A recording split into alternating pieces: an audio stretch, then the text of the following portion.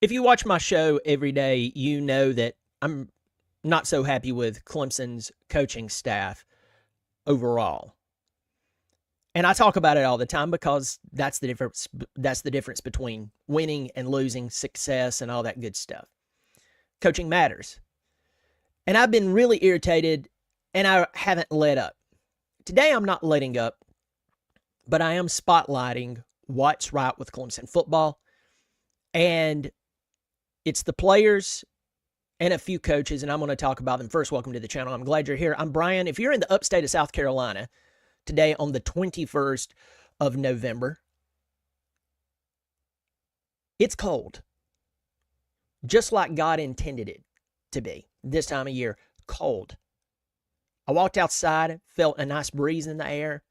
It wasn't 85 degrees with 94% humidity. It was quite nice. It feels like Thanksgiving is around the corner. It feels like Clemson in South Carolina is about to play next week. It's a good time. So, if you're new to the channel, or if you've been watching for a while and you've never subscribed, I hope you will subscribe and drop me a line. Let me know you're here in the comment section, whether it's the live chat or afterwards. So let's talk about what is right with Clemson football. If you look at the thumbnail, you're like, well, Brian, you could have put this guy on there. You didn't put that guy on there. So, and you're right. I could put Sammy Brown on the thumbnail, but here's the deal. His glorious hair has to be featured in whole. And I feel like I would be doing Sammy Brown a complete disjustice. Is that the word, disjustice? Injustice. There we go. Fixed it. If I did not give his hair room to expand and breathe. Let's talk about the leaders on this football team. I'm going to talk about someone that has faced a lot of ridicule. And to me, it deals with a lot of factors that are out of his control, though he is the quarterback for the football team, and that is Cade Klubnik. He came out of high school with an incredible record. He played at one of the highest levels of high school football in the United States of America, never lost a game. Comes to Clemson during one of the worst times that Clemson's had in recent history. He's already had 2 offensive coordinators. He came in on the heels of a major 5-star player not ended up being what everybody thought DJ was going to be. And as hard as this is going to be for some of you to hear, and you're going to think I'm crazy, I think some of that with DJ actually dealt with the poor coaching. But that milk has been spilt, wiped up, and we're moving on. Cade Klubnik has come into this season, and he's passed for 2,563 yards, 26 touchdowns, and 4 interceptions.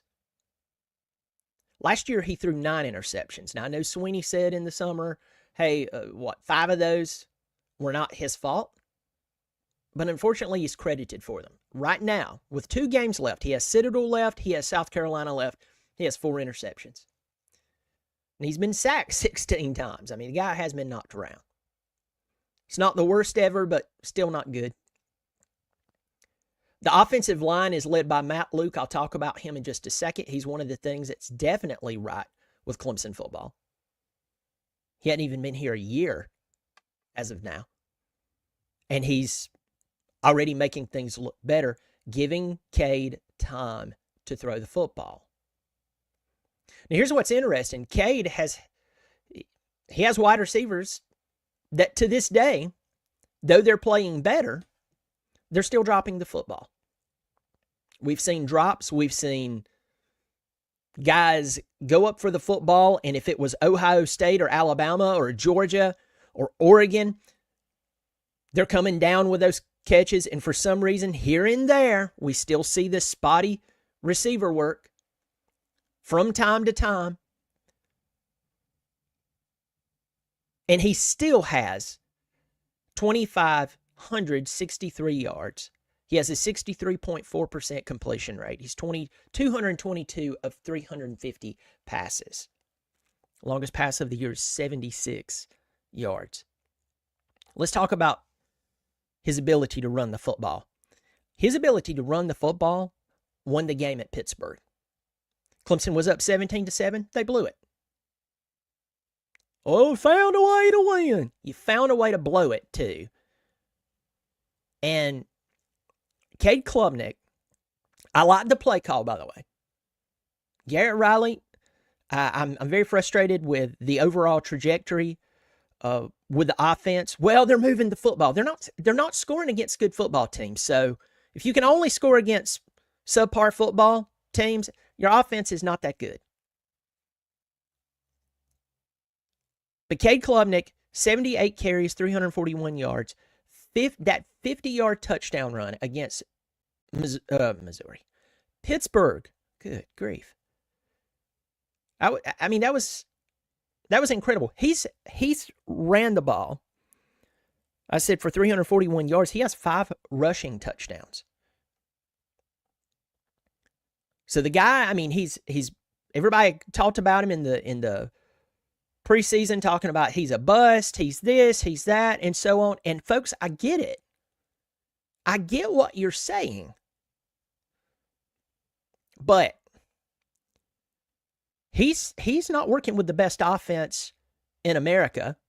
He's not working with the best offensive scheme in America. Matt Luke is busting his butt to right the ship with the offensive line. And I told you that was going to take some time. And he's still doing well, even with the health problems that's going on with the guys. And Cade is still doing this. Great job, Cade. Glad you hung in there. Glad I took up for you. Glad I paid attention.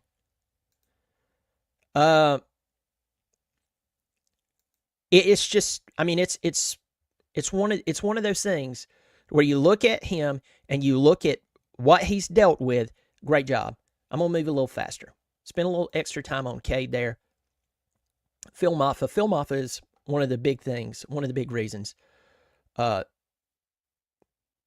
of the things that's right with Clemson. He has 178 carries, 998 yards. In fact, against Pittsburgh, he crossed 1,000 yards, and then on the very next play, he was tackled, I believe, for a loss and dropping him back to 998 yards. He's averaging 5.6 yards per carry. His longest run of the season is an 83-yard run, and he has 8 touchdowns on the ground. The guy can play football. The guy's one of those. He's one of those fellas that when you read or listen to his interviews, he's not just carrying himself any old way. You can tell the guy thinks about the game. You can tell the guy's extremely intentional about the game. He challenges himself. And this cat he's a big dude. He's thick.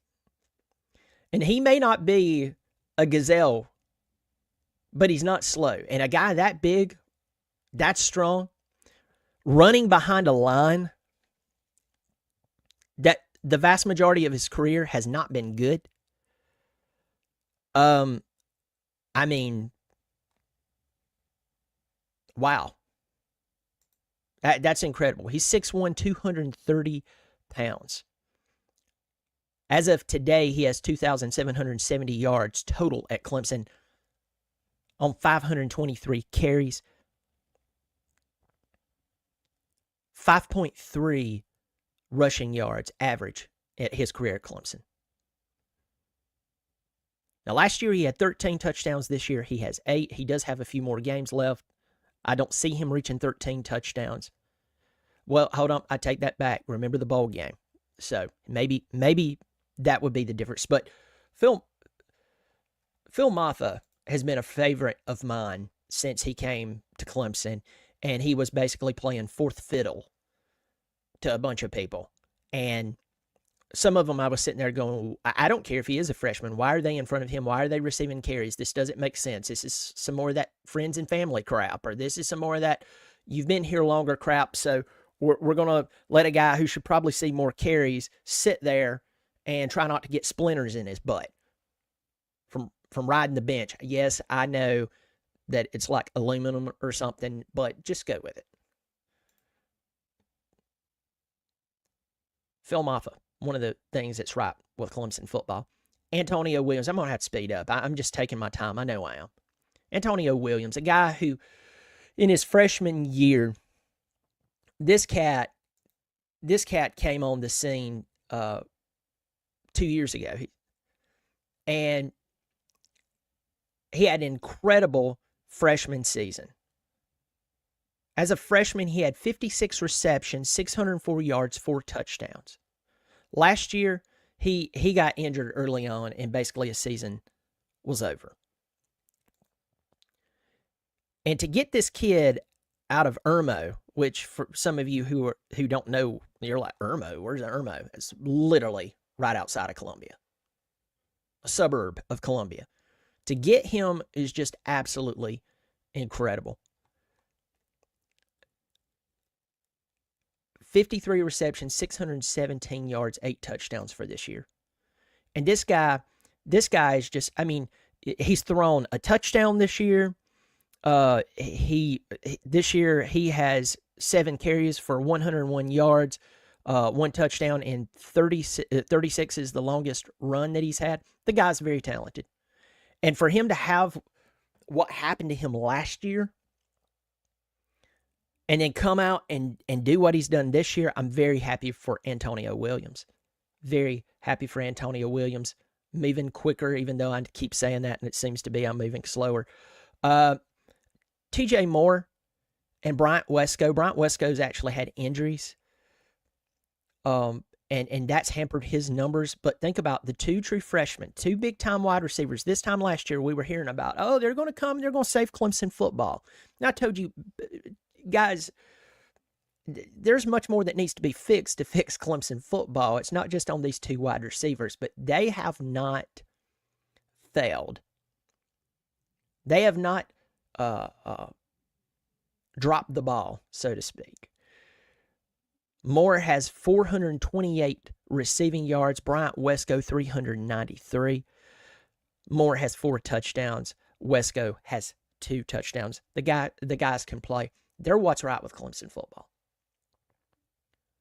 These guys are getting open. Wesco is, I mean, just has that height, but Moore has that shiftiness, but he's not short. He's not tall, but he's not short, and he has a shiftiness that you see on Sundays, and he's looking fantastic.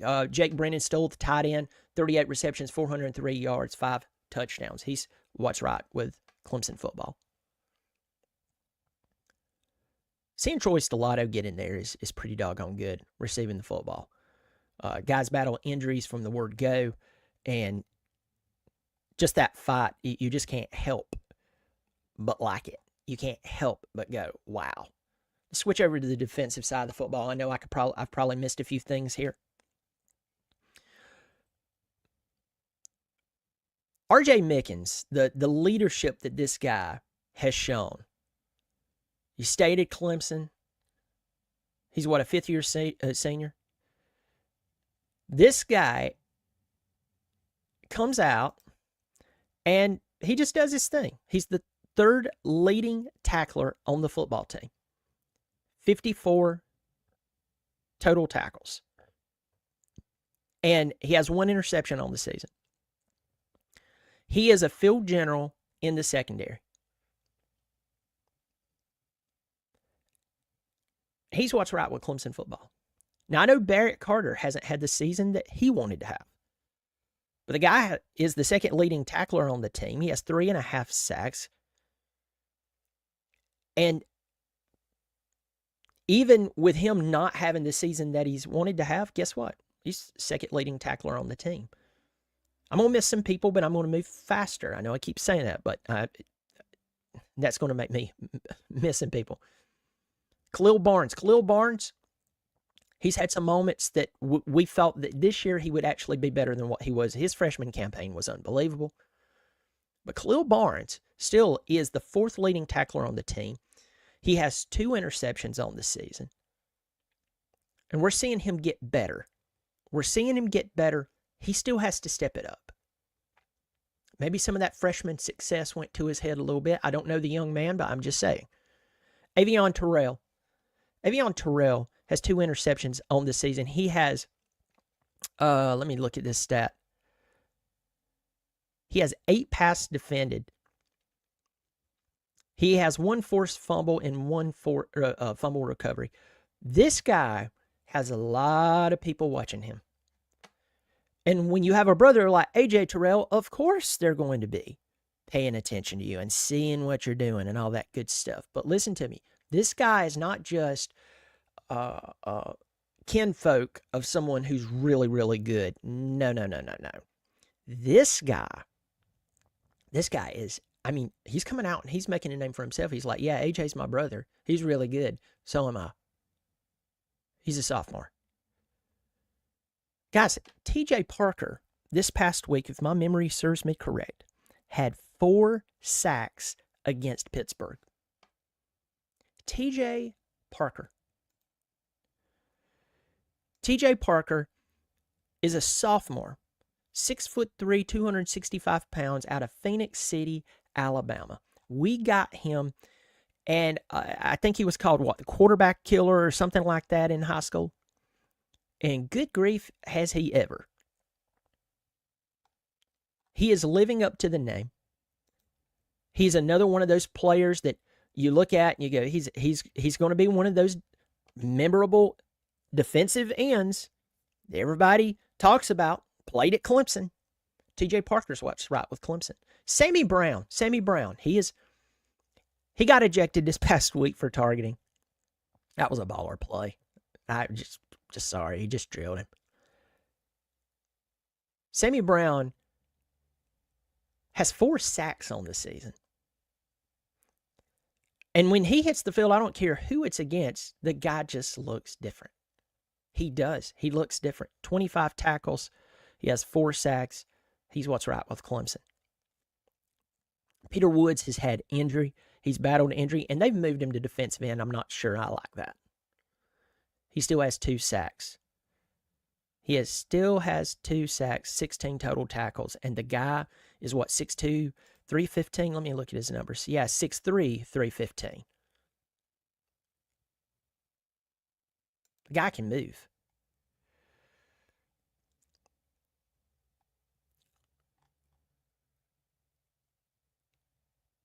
Again, I know I probably missed some people, and I want to talk about this. Nolan Hooser. I want to say Hauser, but it's Hooser. We know what's happened to him this year. We know about the 5 blocked field goals, and Dabo said one of them, at least one of them, the one against Virginia Tech, I think it was the one against Virginia Tech, that he kicked it low. Okay, we'll give him that one. You realize that he's 14 of 19? And that the 5 missed or the 5 blocked?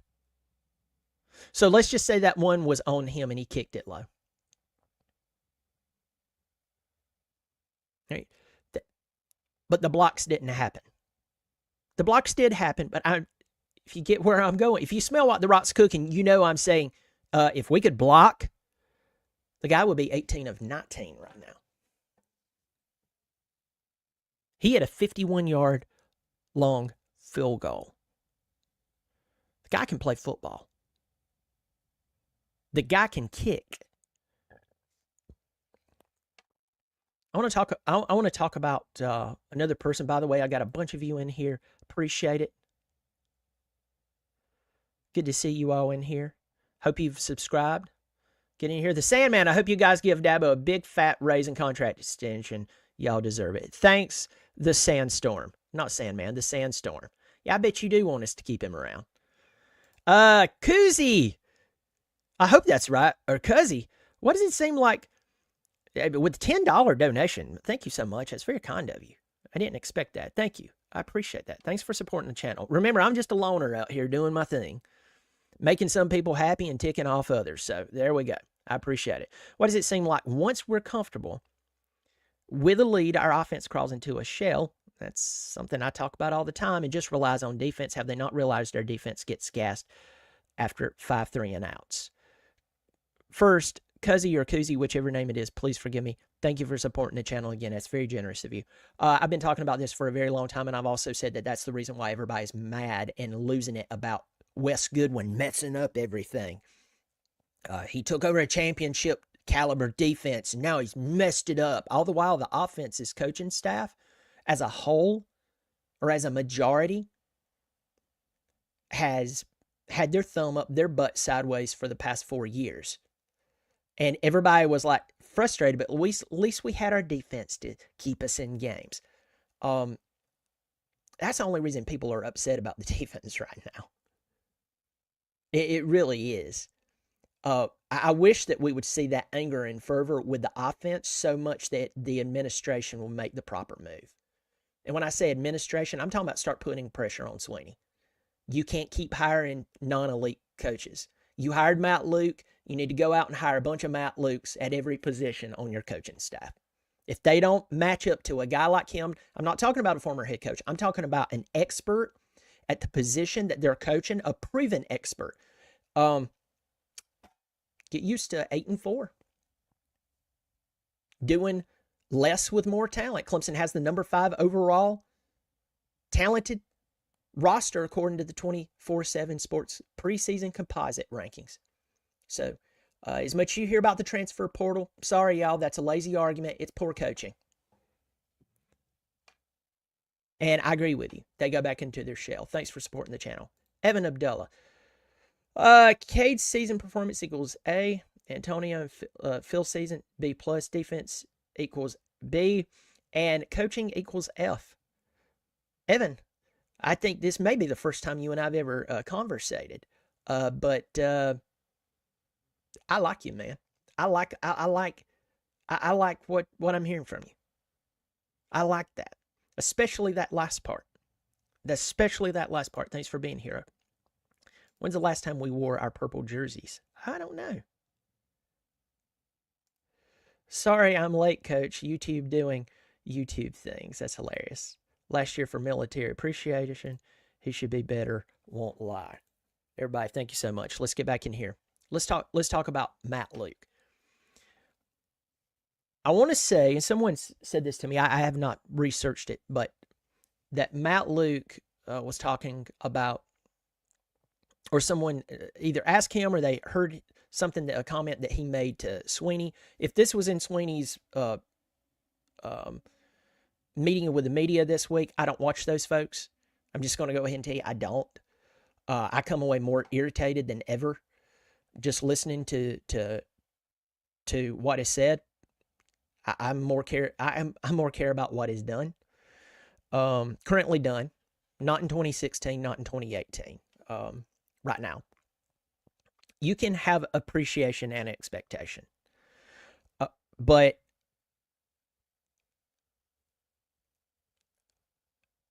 I heard that when the whole health issue with the offensive line, which has been a problem for a very, very long time,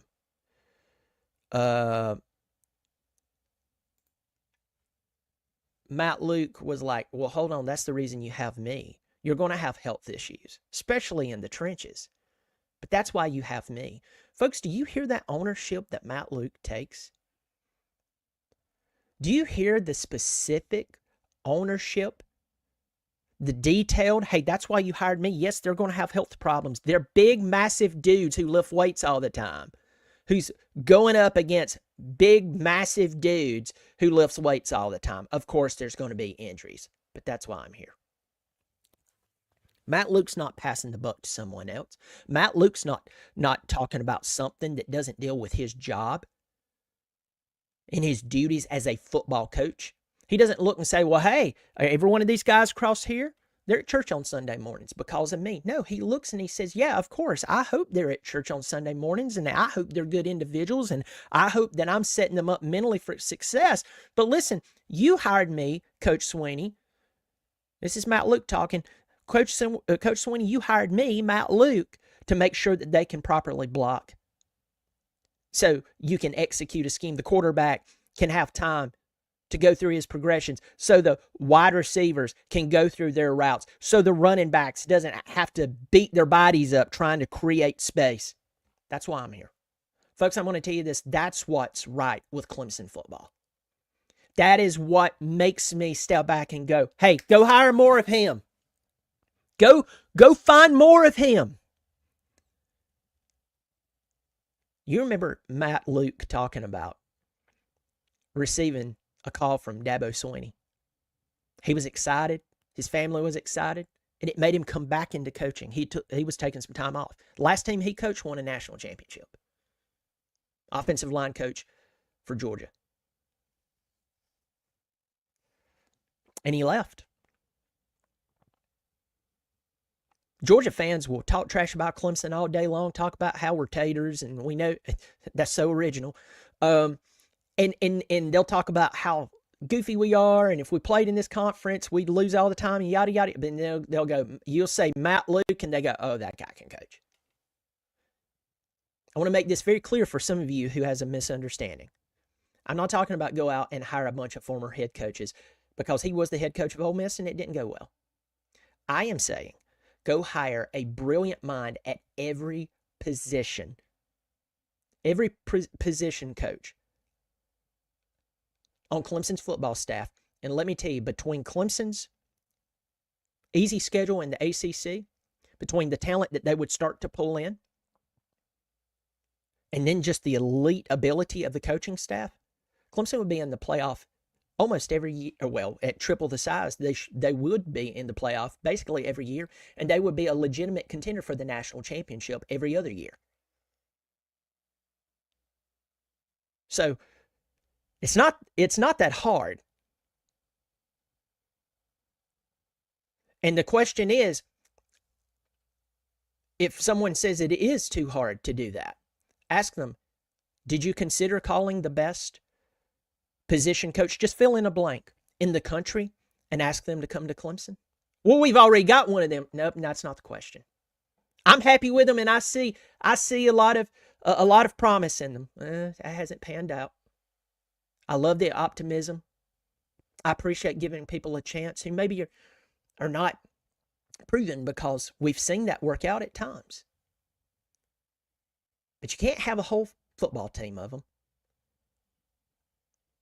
A whole coaching staff full of them. You have to have, let me tell you this, Clemson right now, if they had better coaching across the board, they wouldn't have lost to Louisville, and Clemson would be going to the ACC championship. You wouldn't have to sit there and wonder if one team might have a bad day. Listen, if your football team's success is based on someone else having to have a bad day because your coaching staff didn't live up, measure up, you're an okay football team, but you're not elite. Clemson would have never lost by 31 points to Georgia. A Georgia team who, by the way, has been beat twice and just 11 days ago got manhandled by Ole Miss. So you can get more Matt Lukes if you want them. That's just the asterisk beside that statement, if you want them. So I've heard people tell me, well, Coach Swinney says he's happy with that. Folks, that's not the argument. The argument is not what Coach Swinney wants. And I appreciate Coach Swinney. The argument is, could he get it? And my answer to you, just listen to Matt Luke. I'm not impressed with Garrett Riley, but listen to Garrett Riley. When he received a correspondence with Dabo Swinney, he was thrilled. Folks, Clemson could have the best coaching staff in the United States of America, and this circus that we're seeing go on wouldn't be happening. Yes, you would get upset from time to time because football happens. But you would see a level of consistent championship-style football. And notice a lot of what's right with Clemson football is the players. A lot of it's the players. I'm not saying they don't drop the ball here and there. Some of them literally do. But the problem is with the coaching staff. What's right with Clemson? A lot of the players, Matt Luke, we could talk about Mike Reed. Mike Reed has done very well. And I'm probably missing someone here or there. But overall, Clemson's coaching staff needs to step it flipping up. And for anyone who's wanting to, once again, try to defend Wes, or not defend Wes, but stone Wes, I get where you're coming from. I've read your arguments, and some of it I agree with. But could it not be that we're freaking out because we know that if the defense goes down, we're done? Hello, 7-5 consistently, because the offense still can't get it together. And that's from a coaching standpoint. Get into the comment section just real quick. Coaching is the problem because Dabo never knew how to coach. He took Tommy Bowden's talent, and when the momentum from Bowden giving us superstar recruits, it's been downhill. I've heard this argument before. Tommy Bowden had a lot of talent here and there. Dabo took it to new heights with his hires that he brought in. Since then, the coaching hires has not been that good. Too many newbies on the field. Maybe some of the I gave this guy a chance and he actually became a good coach. Or you put Scott and Elliott together and they worked very well together. They complemented one another. A lot of that ran out, and we all know it. So I get where you're going with that. Clemson's recruiting has went down over the past few years, and that's because of other factors. But the staff, even if you had 3-star players, a really good staff who can scheme, they can go out there and they can win with it. Remember, Boise State back in the day sticks out like a sore thumb. Why? Peterson coach. Right now, I mean, this season, they only lost by 3 points to the number 1 team in the country. The coaching staff there right now seemingly can coach. Coaching matters, folks. Clemson's coaching staff is not elite as a majority. It's not. You can only let go of one offensive coach at the end of the year. Who would it be? Garrett Riley, and I get the best offensive mind who could scheme and let him have his way. 2, Garrett and Tyler Grisham. 3, I love Spiller. I think Spiller's good for Clemson. Overall, I question his ability. Richardson, I question his ability. But they can recruit. If they can't develop, who cares, folks? I used to have people argue with me about, and this is long before I ever started either show, and I would talk about Tommy Bowden. I'd go, Tommy, it's time to let him go. Oh, what about all the recruits? That he wastes their talent? Eventually you get a scarlet letter, folks. A scarlet letter. And people's like, don't go to Clemson unless you want your career to die. Also, defensively, if we really see West. Now, West did make some adjustments, folks. So please give credit where credit's due. He did make some adjustments. I think more adjustments needs to be made. There's a lot of people talking about Mickey Kine. There's people who's even questioned Nick Eason. There's a stat supposedly out there that when Nick Eason leaves a team, whether it's NFL or college, their defensive line actually, or their interior actually gets better. I don't know if that's true or not, but I'll be careful what I say about Eason. But I think that Clemson's coaching staff, in the next, I would overhaul it now, because you're doing less with more talent. That's a problem out there. It's called scheming. So how much money will Clemson have to spend in 2025 and beyond with NIL? I have no clue. I get that the game has changed and so on, folks. I'm still telling you, get a good coaching staff. Get a really good coaching staff, and people will come. And if they won't come to the school, guess what will happen? You go and you take a 3-star player and turn them into a 5-star player. And Clemson uses NIL to retain their players. That's why Phil Moffa's still there. I about guarantee you that. And people start going, yeah, you go there, they don't pay you right off the bat, but if you do good, they'll take care of you. Hey, good to see you. Uh, I agree we need an experienced, proven offensive coordinator. Let me see. I can see the difference in Clemson O-line from last year and Luke's first year. Cade is not getting killed as soon as the ball is snapped like last year. Luke is arguably the best O-line coach in the country. Yeah, that's SEC dog, one of my SEC trash talkers. I love it. SEC dog, it's good to see you here. Yeah. See, folks, what happens when you go out and you hire someone who's an expert at their position that they coach? It's great. I feel like a lot of elite coaches would be weary to come here because they can't utilize all the tools necessary to be elite with the portal. I agree with that, but at least reach out to them. You may have more Matt Lukes on the team than what you realize. I agree. I think, let me see, 20 years ago, Dabo's loyalty really meant something. This is a business now, so loyalty means nothing, only performance. Goodwin sucks. The defense and recruiting has consistently gotten worse.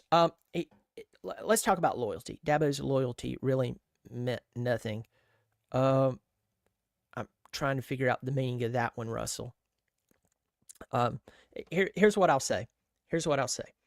I believe in being loyal to people, but every one of you listening to me today, and I'm not just going to doo-doo on Dabo, okay? This is, a lot of y'all really thinks I'm doing that. All I'm going to say is that Clemson football can be better. I'm not going to talk about Dabo. I respect what he's done.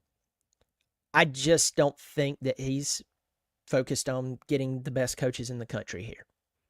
And he could have, he could have a bunch of Matt Lukes, and his job would be much easier.